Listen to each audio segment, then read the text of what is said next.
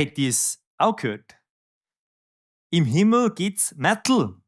Und zwar Symphonic Death Metal.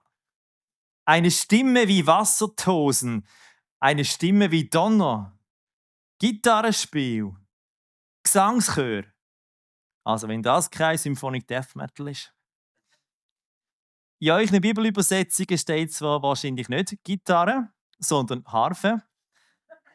Aber im griechischen Urtext steht Kitara. Damit ist wohl die 10- oder 12-seitige Leier gemeint. Aber hey, Kitara tönt jetzt wirklich schon wie unser Gitarre.